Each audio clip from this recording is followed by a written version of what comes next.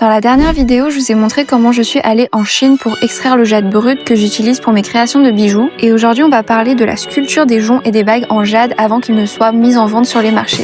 Moi, c'est Alissane, j'ai ouvert un atelier de création de bijoux à Paris et ici, je vous montre tout l'envers du décor, de l'extraction des pierres brutes de jade en Chine jusqu'à la fabrication des bijoux, alors n'hésite pas à t'abonner. Hier, on est allé choisir des pierres parmi plusieurs tonnes de jade conservées dans la terre et dans des caves humides et aujourd'hui, on va passer à la découpe. On commence par découper le jade à la main en tranches assez épaisses et ensuite utiliser une machine pour découper la forme globale du jonc selon la taille souhaitée. Les morceaux en trop, on va les laisser pour fabriquer des pendentifs plus tard. Quand ce sont des gros morceaux de jade qui valent très cher comme la jadéite, on essaye vraiment de gaspiller le moins de matière possible afin d'optimiser chaque pierre. C'est aussi pour ça que les grandes tailles sont parfois très difficiles à trouver. Les bagues se fabriquent exactement de la même manière. On extrait d'abord la forme de la bague, puis il faut venir la tailler et la façonner. C'est le même principe dans notre atelier à Paris. Une fois l'extraction effectuée, vous pouvez venir tailler votre propre jonc ou votre bague selon la largeur et l'épaisseur souhaitée. Dans la prochaine vidéo, on verra ensemble comment ils réalisent les sculptures et les pendentifs qui demandent encore plus de précision.